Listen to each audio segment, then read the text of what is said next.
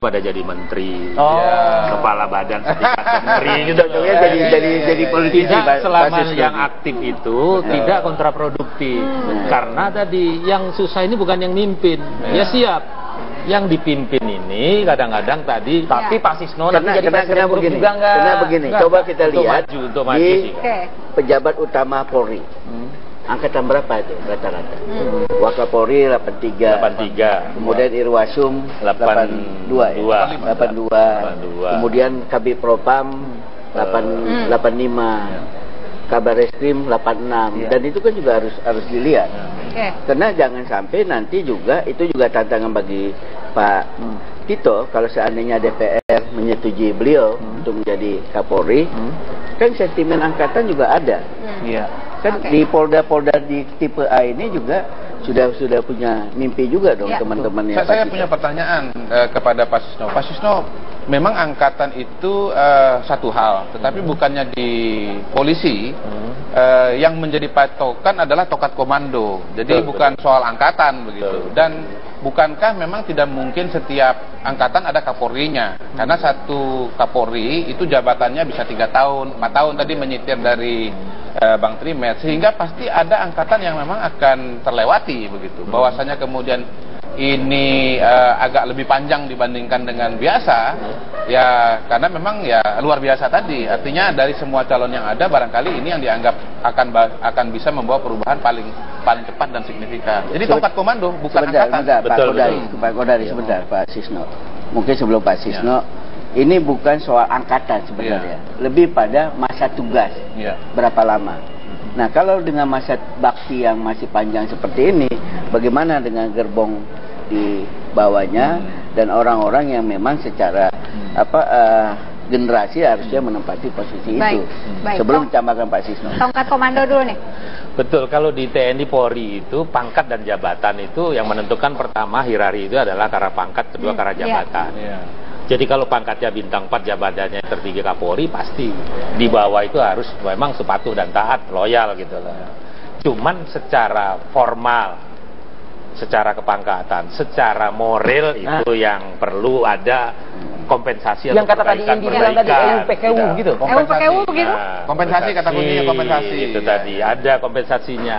Ini kalau Pak Sisno berapa kali wakil Pak Sisno ini yang saya jadi lebih. Kapolda 2 kali, pernah wakas saya itu 73 maupun 74, 75. Jadi kita nggak masalah. Yang itu pimpin juga nggak masalah. Tapi secara psikologis tetap kita rasakan lah. Kita bisa melihat gitu kan. Manggil pun abang mungkin. Nah, kita tetap mengambil tetap dipanggil abang. Karena 4 tahun di pendidikan kita itu hierarki itu memang loyalitas hierarki itu lebih, walaupun ke atas ke bawah ya. Sebenarnya yang bijak tadi itu Pak Tito menolak itu sangat bijak. Kan sudah berapa kali menolak? 2 kali ya Pak. Kalau ada penolakan yang ketiga, koordinasi Pak, yang minta kan presiden. Ya maksudnya jangan dulu. Lebih runyam nanti Pak. Bukan Pak Tito kan mungkin tahu persis bahwa ini belum eranya dia. Time-nya tadi. Eranya dia itu mungkin ke depan, tapi mungkin aja presiden punya pandangan lain. Sehingga Pak Tito menyelamatkan presiden, Bang Trimet. Yang paling penting presiden sudah menghitung semuanya aspek gitu loh. Yang diakibatkan kurang waktu menghitung tadi itu, artinya secara SWOT analisis itu masih, karena nggak mungkin mestinya penasehat atau pembisik presiden ini mengerti tentang TNI Polri gitu loh. Psikologis dan moralnya tadi itu ya. Saat lagi kami kembali. Enaknya kita terima penelpon juga kali ya? Bisa. Suara rakyat nih. Kita akan coba menerima nanti penelpon dari pemirsa ya di segmen berikutnya. Tetaplah bersama kami akan kembali. Kanan kepolisian tadi Pak Sisno mengatakan ada yang dirusak lah dalam tanda kutip kan, di segmen 1 mengatakan begitu. Dari tatanan perpolitikan, bagaimana? Saya kira kuncinya nanti kemampuan Pak Tito ya untuk melakukan komunikasi politik dengan internal. Dalam dunia yang berbeda, situasi seperti ini bukan tidak pernah terjadi. Misalnya waktu Ahmad Heriawan dengan Dede Yusuf terpilih jadi gubernur dan wakil gubernur Jawa Barat, itu semuanya juga pada kaget tuh. Yang senior-senior tuh pada kaget, calonnya senior, tokoh-tokoh senior juga kaget. Ya kita surveyor juga kaget kok bisa menang waktu itu. Nah solusinya apa? Solusinya Aher banyak sowan kepada tokoh-tokoh Jawa Barat minta dibantu. Dan kita lihat perkembangannya kan kemudian kondusif. Sehingga Aher bisa terpilih lagi untuk periode kedua. Jadi saya kira Pak Tito harus banyak sowan nanti sama senior. Minta tolong, minta dibantu, senior. Minta dibimbing. Dunia politik gimana? Kalau dunia politik saya justru melihat memang ini presiden sengaja memilih calon yang di luar dari usulan Kompolnas ya. Kalau memang betul-betul dari luar usulan Kompolnas. Karena kalau saya baca Mendagri itu mengatakan ada 3 jenis usulan dari Kompolnas. Yang pertama adalah 3 nama tadi ya, BG, Budi Waseso dan Pak Dwi. Yang kedua itu memperpanjang masa jabatan Pak Badrodin Haiti. Yang ketiga mengajukan semua nama yang bintang 3 begitu. Nah kalau bintang 3 kan artinya Tito ada di dalam situ. Kalau saya melihat justru ini move atau manuver dari presiden untuk menunjukkan ya ini Kapolri pilihan presiden, bukan pilihan siapapun, dan memang otoritas itu ada di presiden. Statement politiknya adalah presiden mengatakan I am the president. Menurut saya itu. Selama ini kan dan ini menjelang reshuffle. Iya. Bang Kodari, selama ini kan ada nama Pak BG yang digadang-gadang begitu kan. Ini seperti ingin mematahkan itu juga. Mau tidak mau kesan seperti itu akan muncul ya di masyarakat ya. Apalagi memang selama ini misalnya ada kesan atau muncul kesan bahwa Pak BG itu memang dekat dengan ibu begitu. Walaupun tentu saja bisa dilihat dari kacamata yang lain. Kalau Pak Sis kan melihatnya dari kacamata perubahan kepolisian ya, melihat perubahan dari Polri bagaimana transformasinya menjadi lebih cepat dan lebih masif begitu. Kita sering mendengar istilah potong satu generasi ya. Suatu ide yang sering kedengaran dalam ranah politik begitu. Tapi sebetulnya wacana potong satu generasi itu juga bukan tidak kita dengar. Kita bicara polisi, kita bicara tentara. Sekarang orang kan kalau bicara lembaga-lembaga negara, memang yang PR paling banyak Pak Sisno, Bang Trimet, itu bidang-bidang hukum. Dari survei-survei yang dilakukan oleh Indobarometer misalnya, memang PR terbesar itu ada di kejaksaan, ada di kehakiman, ya, ada di kepolisian. Jadi hendaknya kalau memang ini political will dari presiden, hal semacam ini bukan hanya dilakukan di kepolisian, tapi juga dilakukan di lembaga hukum yang lain, misalnya seperti di kejaksaan atau di kehakiman. Ini ada tanya Bang Trimet sih. Apa tuh? Suara ibu gimana Bang? Saya belum ketemu ya. Dan baru nanti rapat DPP hari Kamis dan Jumat. Mengagendakan ini juga Bang. Pasti kalau rapat DPP ibu dianggap dikasih hadiah udah 1 Juni. Kalau kita rapat pasti membicarakan masalah-masalah aktual.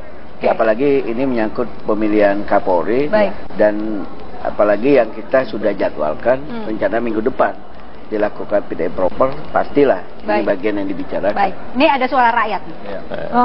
Ada Pak Iwan di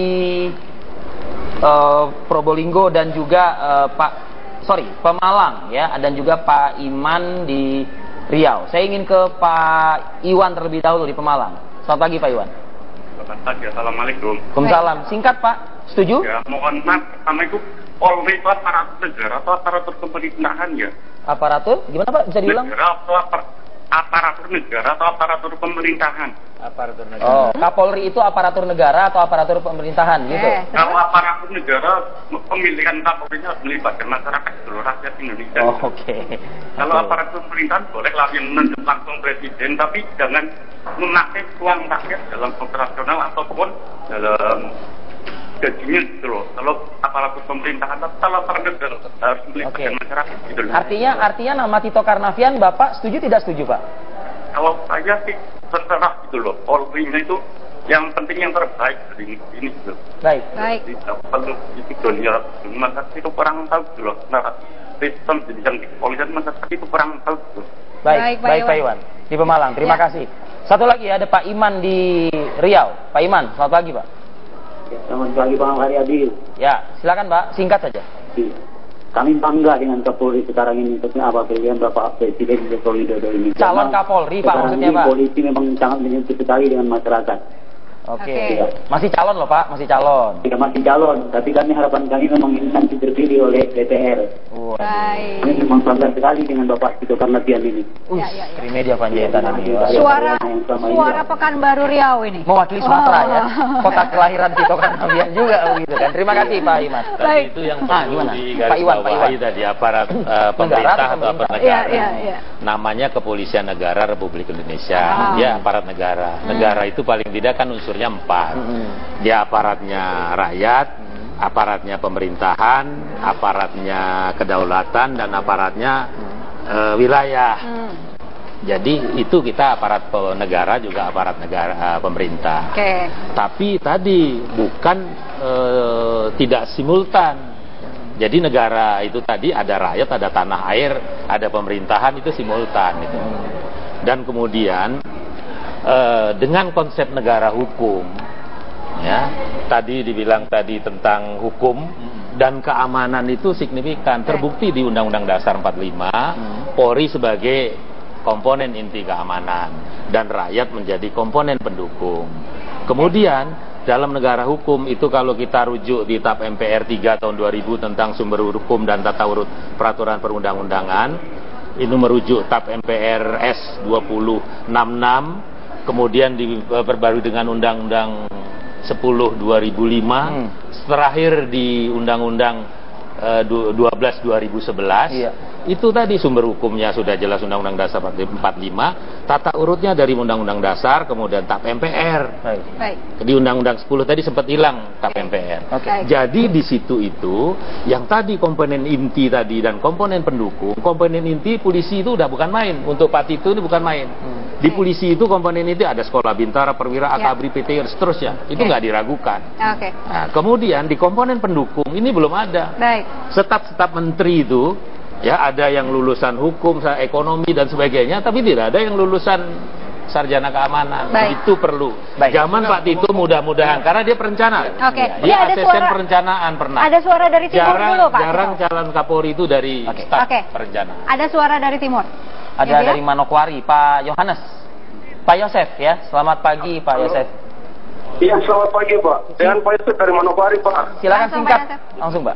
Ya, ini bravo untuk Bapak Presiden kita karena selama ini kalau Kapolri jarang sekali dari luar Jawa. Baru saat ini Kapolri dari luar Jawa, bravo untuk Bapak Presiden kita. Baik. Terima kasih Pak Yosef. Bang Trimedia, suara rakyat banyak yang menginginkan gitu loh ya. Sosok baru, wajah baru dengan mekanisme yang luar biasa ya kalau lihat ini. DPR gimana? Kira-kira lancar? Pertama, cerdas sekali Pak Yosef ini. Karena kalau catatan saya, Pak Sisno, kalau seandainya Pak Tito ini nanti disetujui oleh DPR, Pak Tito ini Kapolri yang kedua non Jawa. Yang pertama Pak Awaludin Jamin. Ada Pak Awaludin Jamin. Yang kedua Pak Tito ini dari Sumatera Selatan. Jadi hebat nih orang Manokwari.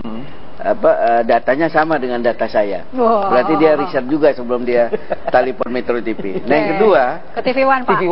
Ke TV One. Yang kedua kita serahkan aja kepada mekanisme yang ada di DPR. Karena hari ini sudah dijadwalkan Bamus untuk membahasnya, kemudian diserahkan kepada Komisi 3. Benar nggak sih DPR semua senang, semua happy katanya begitu? Saya belum tahu persis ya, karena kemarin pada saat kita sedang rapat dengan KPK, setelah itu kita mendengar ini.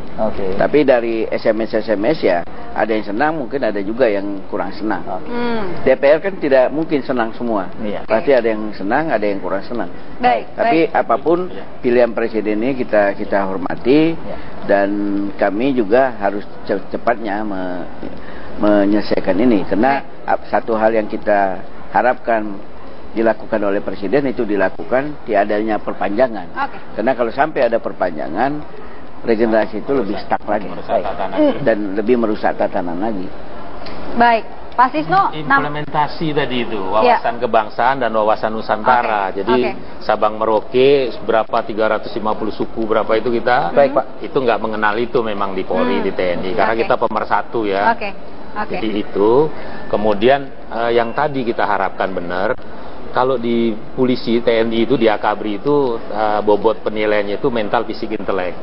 Mental itu kali 5, intelek itu kali 3, fisik kali 2. Jadi mental itu ini. Nah, ini penghitungan mental ini yang mungkin tataran ini tadi stemming bell itu mudah-mudahan, walaupun tidak diragukan kemampuannya Pak Tito. Dia dari sekolah sampai Akabri sampai dia nomor 1 terus. Jadi luar biasanya tadi 2 kali naik pangkat luar biasa. Dia jenderal termuda, 87, 86, 85 belum ada yang jenderal, dia udah jenderal. Tapi lepas dari semua pertimbangan yang lain, barangkali juga mungkin ada unsur yang sederhana sebetulnya, yaitu soal trust atau soal ya kenal lah. Kalau saya tidak salah, Pak Tito jadi Kapolda itu berbarengan dengan Pak Jokowi jadi Gubernur DKI ya. Jadi mungkin Anda sudah ada interaksi. Paket maksudnya begitu ya? Sudah ada interaksi, sudah pernah kerjasama, rasa-rasanya kerjasamanya enak cocok gitu. Nah, mau dilanjutkan lagi pada tataran yang sudah lebih tinggi ketika Pak Jokowi jadi Presiden, Kapolrinya Pak Tito. Barangkali ya. Kan kita bekerja itu banyak dengan banyak orang, ada faktor skill, dan nanti ada Presiden kedua jadi wakil presidennya. Tetap rame itu. Terima kasih Bapak-Bapak sudah jauh atas masukan, dan juga terima kasih pada penelpon, dan mohon maaf juga kepada penelpon yang tidak bisa kami angkat ya, durasi juga memisahkan kita. Kami akan kembali saat lagi, masih di Apa Kabar. Bagaimana tidak ada yang menyangka bahwa Tito Karnavian lah yang kemudian akan dicalonkan oleh Presiden untuk menggantikan Badrodin Haiti. Ada kemudian yang menyatakan bahwa ini terjadi pasca manisnya atau mulai rujuknya merapatnya Golkar ke pemerintahan. Apakah memang benar demikian? Kita akan membahas dialog mengenai Tito, manuver politik Jokowi bersama 2 narasumber yang sudah ada di studio, yakni Said Salahuddin yang merupakan pengamat politik. Mas Said, selamat malam. Malam, Mbak Brigita. Dan juga anggota Komisi 3 DPR RI dari fraksi PDI Perjuangan, Masinton Pasaribu. Selamat malam, Mbak Masinton. Tapi sebelum kita berbincang dengan kedua orang yang sudah siap untuk menyampaikan pendapat mereka, saya sudah terhubung dengan Edi Hasibuan yang merupakan mantan anggota atau komisioner Kompolnas, yang juga merupakan Direktur Eksekutif Lembaga Kajian Kepolisian Indonesia Lemkapi. Bang Edi Hasibuan, selamat malam. Selamat malam, Nora. Bang Edi Hasibuan, ketika Presiden kemudian akhirnya memilih Tito Karnavian untuk dicalonkan sebagai calon tunggal Kapolri, Anda sebagai pengamat, apakah sudah sesuai dengan pengamatan Anda?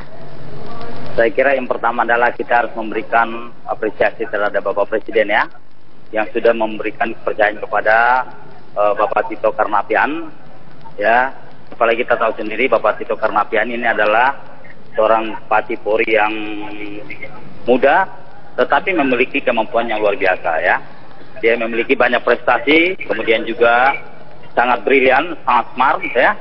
Dan saya kira semua jenderal di Mabes Polri juga mengakui itu terhadap kemampuan daripada Bapak Tito Karnavian ini. Saya kira apa menjadi putusan Bapak Presiden, saya kira itulah yang terbaik buat Polri dan juga buat masyarakat Indonesia. Dan saya kira ini sudah sepatutnya kita dukung, dan kami yakin sekali dari dalam kajian-kajian kami yakin Bapak Tito Karnavian akan bisa membawa perubahan, karena dia adalah merupakan sosok perwira tinggi yang memiliki kemauan dan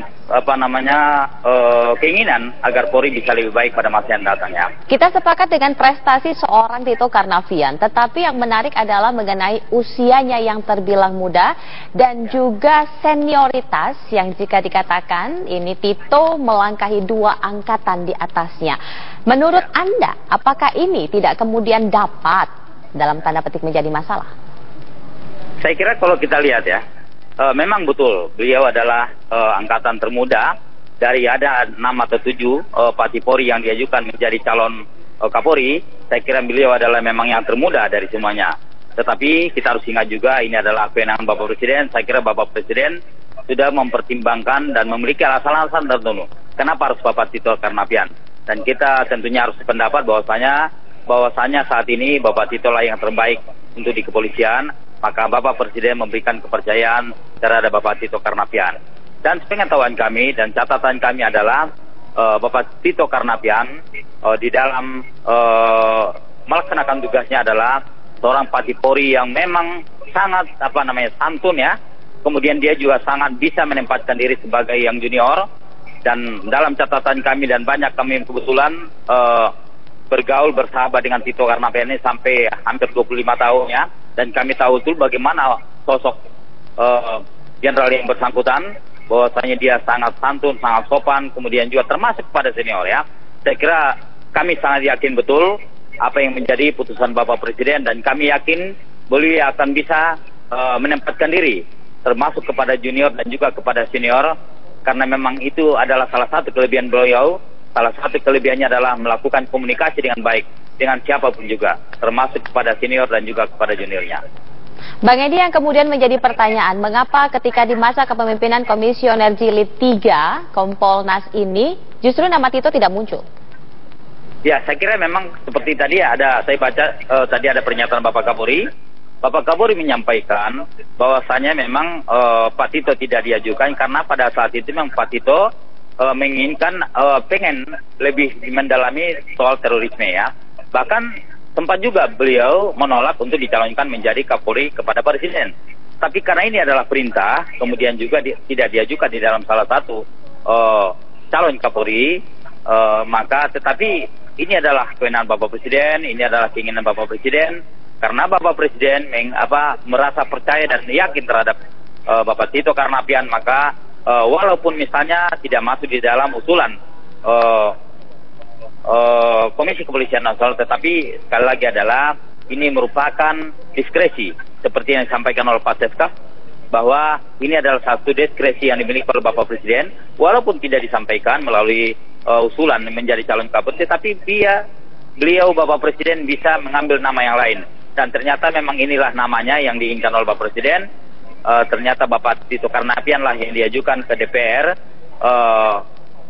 sebagai salah satu calon tunggal, dan mudah-mudahan kami harapkan Bapak Tito lolos dalam fit and proper test di DPR dan akan menjabat sebagai Kapolri pada bulan Juli mendatang.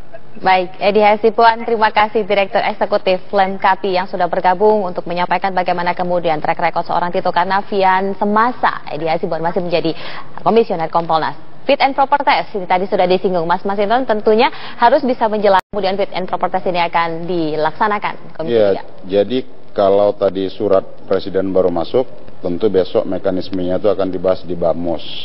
Nah, di Bamus DPR itu akan kemudian menentukan untuk kapan dia diagendakan rapat paripurna. Baru di situ nanti diumumkan dalam paripurna itu surat Presiden tentang pengajuan nama calon Kapolri kepada DPR untuk dimintakan persetujuan.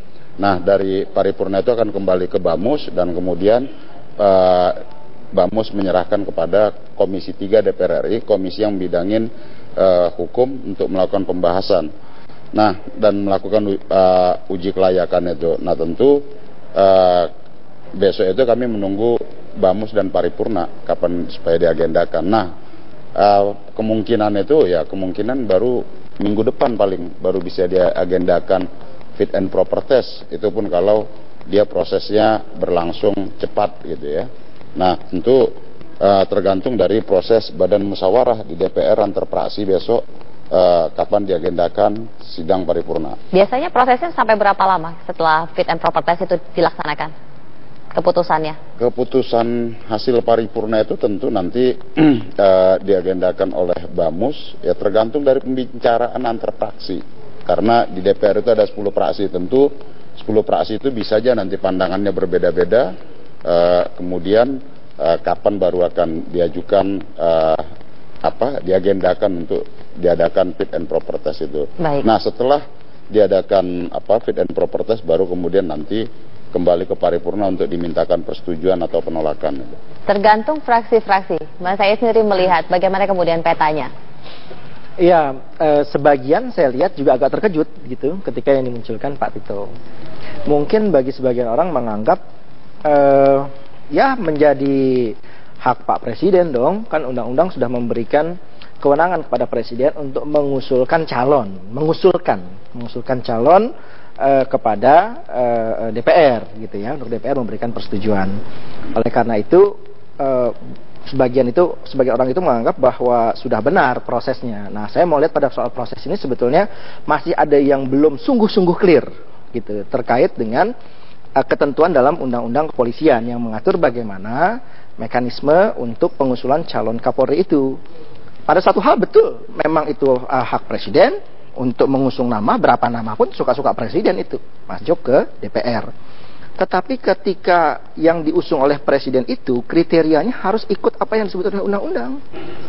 Jadi Presiden ketika dia dilantik ya menjadi Presiden, dia mengangkat sumpah, dalam sumpahnya juga dia harus menyatakan bahwa akan tunduk pada konstitusi dan peraturan perundang-undangan. Nah, undang-undang bukan hanya mengatur tentang kewenangan Presiden untuk mengusulkan tadi, tapi juga memberikan kriteria ya untuk Presiden mengusulkan calon itu. Apa? Salah satunya misalnya kita lihat pada pasal 11 ayat 6 yang meminta calon Kapolri itu memperhatikan jenjang kepangkatan dan jenjang karir. Pertanyaannya, apakah nama Pak Tito yang sendirian diusulkan oleh Presiden ini? Presiden sungguh-sungguh telah memperhatikan jenjang kepangkatan dan jenjang karir itu. Nah, kalau saya baca dari supaya nggak keliru ya, ini di undang-undangnya, apa yang dimaksud dengan jenjang kepangkatan itu adalah prinsip senioritas. Gitu, prinsip senioritas. Dalam arti tentu saja yang kepangkatannya tertinggi di bawah Kapolri. Kalau Kapolri bintang 4 ya bintang 3. Tapi prinsip senioritas. Yang kedua, tentang jenjang karir. Jenjang karir terkait dengan pengalaman penugasan. Ya, dari yang bersangkutan di berbagai bidang profesi kepolisian dan berbagai macam jabatan di kepolisian. Nah, pada dua hal ini apakah sungguh-sungguh Presiden telah memperhatikan? Kalau soal tadi misalnya jenjang karir, dari apa yang ditampilkan oleh TV One ini kelihatan sih banyak juga ya. Saya nggak terlalu mengikuti betul. Apakah kalau bicara tentang jenjang karir Pak Tito melampaui ya calon-calon yang lain atau perwira tinggi polisi yang pangkatnya bintang 3? Apakah dia melampaui? Saya kurang tahu soal itu. Tapi kalau soal jenjang kepangkatan, soal dalam pengertian prinsip senioritas, saya tahu Pak Tito bukan yang paling senior di situ. Apalagi di Kompolnas tidak masuk ya nama Pak Tito tadi ya. Kalau kalau dari apa yang ditanyakan dan disampaikan oleh Pak Luhut sempat mengatakan bahwa ada. Nah, itu kalau Pak Luhut sampaikan ada. Tapi kalau Kapolri misalnya menyatakan di Wanjakti itu hanya 3 nama dan itu tidak termasuk Pak Tito. Jadi kita tidak boleh hanya mengatakan bahwa itu kewenangan Presiden, tapi Presiden juga harus dipastikan dia merujuk kepada undang-undang. Kalau undang-undang mengatakan, Pak Presiden, Anda harus perhatikan jenjang kepangkatan dan jenjang karir. Kalau dia nggak perhatikan, berarti Presiden berpotensi melanggar undang-undang. Tapi kalau Presiden menganggap bahwa iya saya sudah perhatikan, maka kembali kepada ayat 1-nya yang menyatakan bahwa pengusulan Presiden, ayat 2-nya, Presiden mengajukan kepada DPR itu nama disertai alasan. Baik. Nah, alasannya ini yang menjadi penting supaya DPR nanti tahu kenapa Anda usulkan Tito kepada kami. Padahal kalau soal senioritas ada lagi yang lain. Nah, alasan inilah yang perlu clear menurut saya untuk dibuat oleh Presiden agar DPR nanti bisa bersikap. Baik. Ya menyetujui atau tidak setuju gitu. Ada potensi pelanggaran yang kemungkinan dapat terjadi apabila nama Tito kemudian diajukan dan disetujui. Tetapi bagaimana dampaknya dan mengapa kemudian Presiden sampai kemudian dalam tanda petik mungkin belum atau kurang memahami mengenai hal ini kalau menurut Mas Said. Sesaat lagi kita akan kembali di Kabar Hari Ini. Dan komentar ini para petinggi di kepolisian pasca disampaikannya oleh DPR bahwa Presiden sudah memilih calon tunggal Kapolri untuk bisa segera dilakukan fit and proper test. Saya pikir nggak ada masalah. Saya pikir di pejabat Polri semua mengakui keunggulan masing-masing. Maksudnya 83, 84, 85, 86 hormat sama 87 gitu. Nggak ada masalah. Sekarang eranya era kompetisi. Siapa yang unggul itu yang bisa. Tidak akan menegaskan nih Pak, tidak akan menimbulkan gejolak ya? Nggak ada, saya jamin. Dia kan sudah teruji di dalam manajemennya juga baik, kemampuannya smart ya. Kemudian di dalam komunikasi juga baik, dalam pendekatan juga baik. Itu saya pikir semua mengakui keunggulannya. Bagaimana Anda lihat beliau mimpin Polda Metro itu kan semua ngakui. Saya pikir nggak terlalu sulit lah kalau menilai. Keputusan Presiden harus kita tinggi dan itu yang terbaik dari yang baik. Oh iya dong, ya. Itu yang terbaik. Kan itu junior, Pak. Oh enggak? Iya, Pak. Dalam hal ini tidak ada senior junior. Ya, saya ingatkan. Ya, pimpinan kesatuan tidak berkaitan dengan senior junior. Artinya kemampuan seseorang. Ya, saya dukung Pak Tito. Siapa dukung saya? Ya, kalau dilihat dari kemampuan, kalau katakanlah dari unsur kepangkatan sudah memenuhi persyaratan.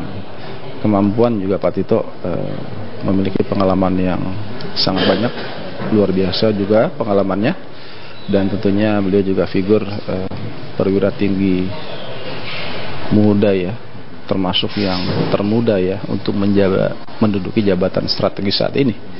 Jadi beliau ya sangat mumpuni lah untuk dapat ditugaskan sebagai Kapolri kelak ya. Kami berkeyakinan semuanya akan berjalan baik ya. Dan prestasi tidak diragukan, tetapi kalau berdasarkan penjelasan ada potensi di sana. Bang Masinton harus jelasin ini. Ya, tentu DPR akan menerima saran, kritikan, usulan dari masyarakat nanti tentu sebagai bahan pertimbangan bagi DPR sebelum memutuskan menyetujui atau menolak gitu ya. Karena apapun tadi umpama pendapat-pendapat dari Pak Said dan kawan-kawan lain dan juga bekas Kompolnas itu kan juga jadi bahan pertimbangan. Di samping juga nanti tentu Komisi 3 juga akan mendengarkan menggali informasi dari masing-masing angkatan ini, karena ada 4-5 angkatan ini yang dilompati gitu kan. Nah, tentu agar apa? Ini penting agar juga kita menghindari adanya turbulensi perangkatan nanti dalam institusi kepolisian ini, karena apapun ini semacam ada, kalau dalam istilah saya itu dia lompatan generasi, semacam potong generasi sebenarnya nih. Kalau kita mengacu pada tradisi-tradisi di dalam tubuh kepolisian. Nah, maka tentu Komisi 3 sebelum mengambil keputusan tentu harus mendengar banyak masukan dari masyarakat maupun dari angkatan masing-masing kepolisian tadi, karena apapun ini menyangkut sebuah institusi negara ya, lembaga kepolisian yang memang profesionalitas dan kesolidan di tubuh institusi kepolisian ini harus tetap terjaga. Tapi kalau kita bicara mengenai fraksi PDI Perjuangan, sudahkah ada kemudian sikap mengenai apa yang akan nanti diambil ketika sudah ada diajukan calon Kapolri? Kami baru tahu informasinya tadi dari media, disampaikan oleh informasi yang disampaikan oleh Ketua DPR bahwa sudah menerima surat itu, dan kami belum mendapatkan arahan dari fraksi. Nanti biar kalau mengenai sikap partai itu nanti fraksi di DPR akan menyampaikan dan DPP partai itu. Bang Said, bagaimana kalau menurut Anda? Iya, saya lihat memang partainya Pak Masinton ya, mungkin juga yang lain juga akan melihat perkembangan politiknya nih. Boleh jadi sejumlah partai, apakah termasuk PDIP atau yang lain begitu, itu akan sangat berhati-hati mengingat kita punya presiden yang kurang enak sebelumnya gitu ya, waktu mau pergantian Kapolri, dan saat itu sudah diusulkan oleh presiden, kemudian ditarik lagi oleh presiden gitu ya. Ini mungkin partai-partai tidak menginginkan hal yang semacam ini terjadi lagi gitu. Maka saya bisa mengerti kalau Pak Masinton atau yang partai-partai yang lain itu belum berani buru-buru mengatakan pasti kami setujui atau kami tidak setujui. Mereka pasti akan betul-betul melihat secara utuh begitu, terutama ketentuan dalam undang-undangnya. Nah, kalau undang-undang sudah terpenuhi, ya itu baru tentang preferensi politiknya nih, gitu kan? Oh ya, ini Pak Tito bagus, oh ini yang ini kurang bagus dan seterusnya. Tapi kalau undang-undangnya belum benar, pasti saya yakin fraksi-fraksi di DPR, baik sebagian atau mungkin semuanya, itu akan bereaksi juga. Khususnya yang saya katakan tadi, pasal 11 ayat 6 tadi soal senioritas. Maka saya tadi agak kaget juga, misalnya Pak Budi Waseso mengatakan, wah nggak ada senior junior di sini. Ya mungkin bagi Pak Budi Waseso, saya bisa mengerti beliau ngomong begitu. Justru kalau ngomong begitu jadi persoalan nanti kan. Nah, tapi soal senioritas itu kata undang-undang, bukan kata saya. Bukan. Tapi kalau kita bicara prediksi nih Mas Said terakhir ya, dengan kemungkinan yang ada ada yang potensi begitu besar pelanggaran yang terjadi. Calon tunggal ini nantinya setelah fit and proper test, prediksi Anda seperti apa?